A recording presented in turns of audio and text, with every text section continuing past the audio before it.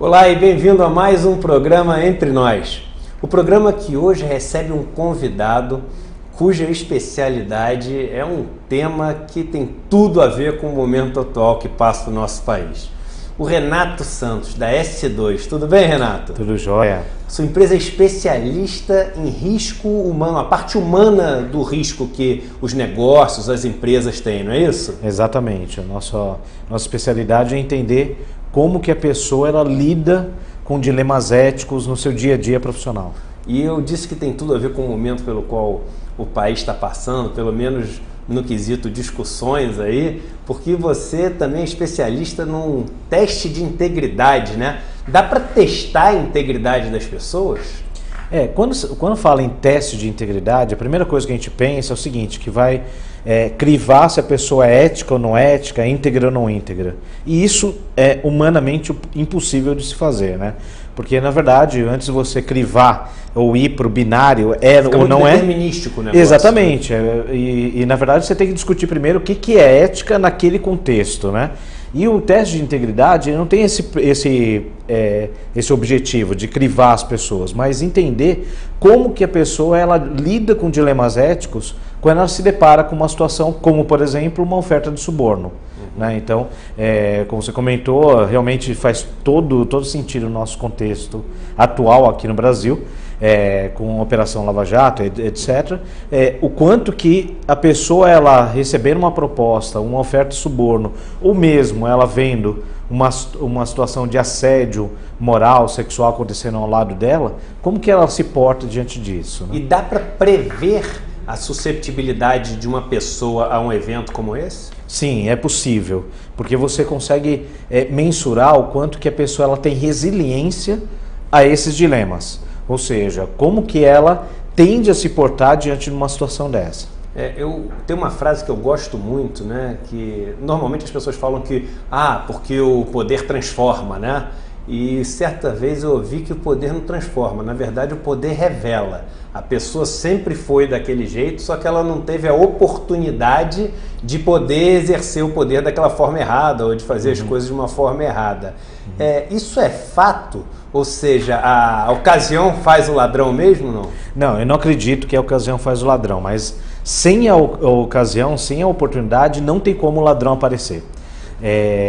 A minha tese de doutorado foi em cima exatamente das causas que levaram as pessoas a cometerem, ou que levam as pessoas a cometerem fraudes nas suas empresas.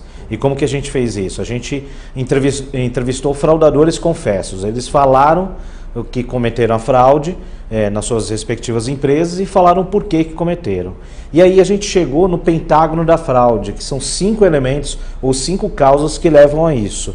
Então uma delas é a oportunidade, é exatamente a ocasião, é o quanto que a pessoa tem autonomia para decidir entre o fornecedor X ou Y, o quanto que ela tem acesso a um determinado bem, enfim, é a oportunidade. Também existe a capacidade, a pessoa precisa ter capacidade para cometer aquela fraude. Um exemplo... Você tem que ser bom, né? Tem que ser bom. Um cara fraco não consegue cometer uma fraude. Né? Ele não consegue porque ele não vai saber nem como fazer. Eu vou dar um exemplo assim, bem simples. Eu sou um zero à esquerda em tecnologia, eu não sei nada de tecnologia. Você pode me liberar o login e senha de um sistema X de um banco. Eu não vou conseguir cometer fraude. Então eu tenho oportunidade, o login e senha, mas eu não sei operar o sistema, então eu não tenho capacidade. O outro elemento é a questão da pressão. A pressão ela pode ser tanto de dentro da própria empresa, então, ou seja, quando um superior ou a própria empresa dá a seguinte cultura, né? Não quero saber como você vai atingir a meta, te vira, mas eu quero que você chegue no resultado, eu quero que você venda tal ou feche tal contrato. Essa é uma pressão que muitas vezes a pessoa ela pega e vai pensar o seguinte: bom, a única forma de eu fechar esse contrato é pagando propina. Então, negócio meio maquiavélico dos fins justificando qualquer tipo de meio. Né? Exatamente. Essa pressão pode ser de dentro da própria empresa. É quase que uma relação esquizofrênica quando a empresa fala: eu não quero saber como você vai atingir a meta, mas eu quero o resultado. Mas também pode ser uma pressão de fora. Por exemplo, pode ser da casa da pessoa que de repente tem algum familiar com problema de saúde super séria. Então, ou seja, é uma pressão muito grande. Breaking Bad lá. Exatamente, perfeito, seriado, bom exemplo. Né? Excelente. E essa é a terceira causa. O outro ponto é a questão da disposição ao risco. O que é a disposição ao risco? É o seguinte, quando ela vai tomar a decisão, se eu vou cometer a fraude ou não, ela coloca na balança qual é a chance de ser pega depois que ela cometer a fraude. E qual o outcome de ser pego, né? Perfeito. Ou seja, qual o tipo de punição que você vai ter. Exatamente, a percepção de impunidade. Se ela pega e percebe, a chance é mínima, porque aqui não tem auditoria, não tem controles, não tem nenhum processo, e se eu for pego, não vai acontecer nada comigo, não vou ser demitido por justa causa, não vou responder o processo criminal, nem nada, por que eu não vou fazer? Né? E o quinto elemento é a racionalização. A racionalização é quando a pessoa ela justifica para ela mesma que o que ela está fazendo não é errado. Ou não é tão errado assim, porque todo mundo faz. Ou, é assim, sempre foi assim mesmo. Essas frases que, na verdade, aliviam a consciência da pessoa para pegar e cometer a fraude. Você falou da esquizofrenia aí no meio da história, talvez até de uma forma meio caricata, mas eu queria trazer um pouco esse tema, né? Que a esquizofrenia é uma patologia de ordem psíquica que as pessoas podem ter. E a impressão que eu tenho quando eu vejo vários esquemas de fraude, principalmente os esquemas muito grandes, e vejo depois as pessoas levadas a júri, a um tribunal, ou tendo que se explicar, eu vejo uma frieza muito grande. Existe um certo componente de psicopatia nos grandes fraudadores, assim, ou seja, aquele cara que ele é insensível às questões que aquela fraude pode estar acarretando, porque uma fraude pode destruir milhares de vidas, pode acabar com milhares de carreiras. Essa frieza, ela tem alguma origem patológica, não? Não necessariamente. O que eu quero dizer é o seguinte, é que pode sim ter uma questão de psicopata envolvido ou sociopata, mas só que o que existe ali, quando a gente está verificando fraudes de longo prazo, que é o que a gente tem visto muito nesses escândalos, o que acontece é uma cauterização da mente, cauterização da consciência, da culpa. Ou seja, ela no começo ela pode fazer aquilo e aquilo incomodar, que é um processo de qualquer uma pessoa normal, entre aspas, né? E não um psicopata. O psicopata realmente vai lá, mata os pais e vai para um motel com o namorado, né? Aí realmente é o caso que a gente já viu. Da Suzane, exatamente. Ali eu acho que beira a psicopatia. Mas a maioria das pessoas, quando elas fazem alguma coisa errada, elas sabem que estão fazendo alguma coisa errada e aquilo gera uma culpa.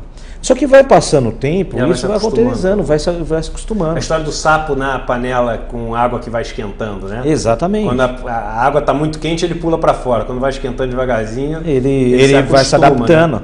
E esse ponto é relevante, principalmente quando você fala em termos de no mundo corporativo, o que é exigido constantemente em toda empresa, de uma maneira geral, é a flexibilidade do profissional. Essa é uma palavra de ordem. O profissional tem que ser flexível, ele tem que se adaptar ao meio. Mas só que se esse meio ele estiver corrompido, se esse meio tem uma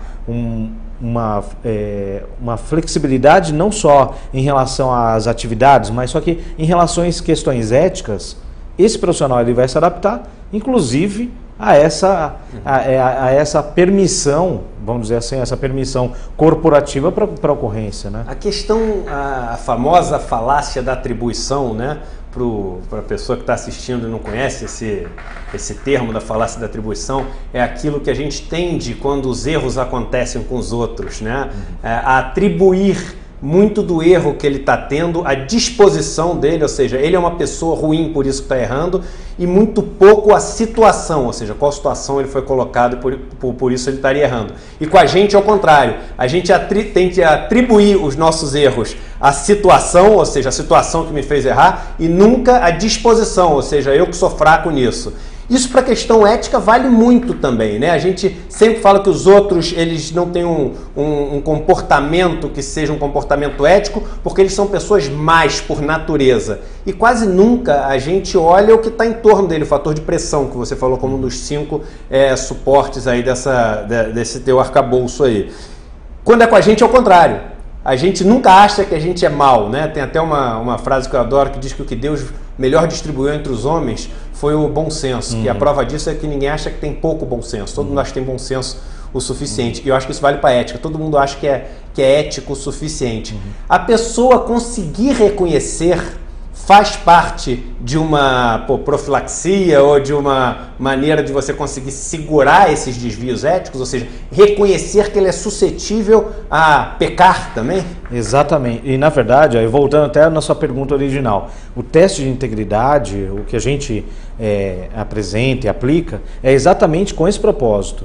É quase que colocar um espelho na frente da pessoa para ela perceber quais são as suas fragilidades ou até mesmo seus pontos de atenção ali que ela pode cair numa situação de fraude, de assédio.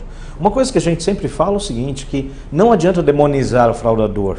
Pegar e falar, esse cara realmente é um monstro, ele nasceu mal, ele sempre foi assim. Não, você tem que entender o contexto. Né? Exatamente. E na verdade a questão é, todos nós estamos suscetíveis a isso. Quando eu falo isso, geralmente o pessoal quer me jogar pela janela, mas uma coisa que eu sempre falo é o seguinte, todos nós somos potenciais fraudadores. E somos Pega mesmo. O caso da carteirinha de estudante. Quantas pessoas você não conhece que tem uma carteirinha de estudante sem ter estudante para pagar meia entrada e economizar R$10, R$20 no teatro que ele está lá assistindo, né? Sim. E o cara chega e fala assim com a boca cheia que é um absurdo o que as pessoas estão fazendo em Brasília, esses corruptos, esses ladrões, mas ali dentro do que ele pode, ele está fazendo uma coisa que também é um desvio ético, assim, né? Eu acho que esse reconhecer realmente é uma dificuldade muito grande que as pessoas têm. Sim, e aí quando você se depara com dilemas de casos reais dentro da sua empresa. Vou dar um exemplo aqui, se o seu superior chega para você e fala o seguinte, o resultado está ruim nesse mês aqui, pegue e altera o número, porque no mês que vem a gente resolve, ou recupera. Ou seja, isso não tem um outro termo a não ser uma manipulação de resultados, ou o que é chamado de marretada, né? Marretada no número. Mas no final das contas, isso é uma pressão muito grande que o superior está demandando para ele. A questão como que a pessoa ela tem resiliência para pegar e resistir a essa pressão. Né? E as empresas que te procuram hoje, ainda são empresas que só fazem isso porque tem uma obrigação de fazer, porque estão tendo alguma pressão de fora para mostrar que ou mudaram ou que são firmes no quesito ético? Ou você vê as empresas começando a investir nesse tipo de atitude, nessa preocupação ética, como algo que tem um valor de verdade para a empresa? Ou seja, elas devem cuidar disso não só quando acontece problema, mas antes, porque isso faz uma empresa mais saudável. Na verdade, hoje, o que a gente tem visto é um avanço nesse tema compliance ou no tema de combate à corrupção. Porque a lei anticorrupção brasileira, ela foi criada em 2013, então a gente está falando de 4 anos. Ela pega e prevê o seguinte, que a empresa que for pega em atos de corrupção, ela vai ter multas, etc, etc, e ela pode ter uma redução dessa multa se tiver programas de compliance. Esse programa de compliance, aí vem código de ética, canal de denúncias, etc, etc. O que as empresas estão percebendo agora é que ter código de ética, canal de denúncias, monitoramento, isso tudo é importante. Mas só que no final do dia é a pessoa que toma a decisão se vai agir ou não em compliance. A gente tem visto um monte de empresas aí na Operação Lava Jato, por exemplo, que tinham um programa de compliance, tinha código de ética, tinha canal de denúncia, tinha tudo. Mas só que ainda assim se envolveram com ato de corrupção. Então, ou seja, é a pessoa. E aí, esse é o avanço, ou seja, tudo isso é o risco humano, né? É o risco humano. Isso tudo de ter o código, etc e tal, isso é o básico, é o mínimo. E aí as empresas elas estão buscando ferramentas como o teste de integridade para justamente entender o seguinte, esse profissional que eu vou trazer para dentro de casa, como que ele vê, como que ele pensa em relação à ética, qual a tendência dele em agir ou não. Você pode fazer até antes de contratá-lo. Sim, na verdade a maior parte é aplicada no processo seletivo. Olha que legal. Por quê? São coisas completamente diferentes, a capacidade técnica da pessoa, se ela tem inglês ou não, se ela tem a experiência que ela tem profissional e etc. São coisas diferentes, a competência técnica e o caráter. Você deixa umas armadilhas, larga uma nota de R$20 só para ver se ele pega uma coisa assim. Não, a gente não faz dessa forma. Por quê? Porque qual é a premissa, né, que a gente aplica? É o seguinte, se você quer transparência das pessoas, você tem que ser transparente. Então, aí, como que é o teste? A gente avisa para o candidato que ele vai passar por um teste de integridade. E mesmo que ele queira burlar o teste, ele não consegue? Na verdade, ele sempre, assim, Eles sempre vou, estou exagerando. Eles querem parecer super Exatamente. sempre. Na verdade, é o seguinte, qualquer teste, as pessoas elas tendem a apresentar só o seu melhor, né? E aí não ia ser diferente no teste de integridade, mas aí como que a gente verifica, como que a gente retesta a visão dele, né? Então tem 3 formas, um questionário que é múltipla escolha e não vai ter nenhuma pergunta óbvia do tipo, você já aceitou suborno, porque obviamente que ele vai falar que não. Você é ladrão, sim ou não? Isso não vai chegar a nada. Mas a gente também faz perguntas abertas, então isso tudo num sistema, né? A pessoa ela vai ter uma pergunta aberta e ela vai responder sobre aquilo. E também vídeos, né? Então ela grava diversos vídeos sobre aqueles dilemas, aquelas situações, que aí a gente analisa não somente o que ela está falando, mas como ela está falando. Com a linguagem não verbal. Deles, exatamente. Pô, legal. Como é que é o nome da sua empresa, se as pessoas tiverem interesse para procurar na internet, em alguma rede social? É S2, como é que ela S2consultoria.com.br. S2consultoria.com.br. Isso. Legal. Renato, muito obrigado. Acho que super assim, na moda esse tema, foi super proposital trazer você aí para as discussões que estão acontecendo no país. Muito obrigado e muito sucesso aí com a tua empresa. Eu que agradeço. Muito obrigado.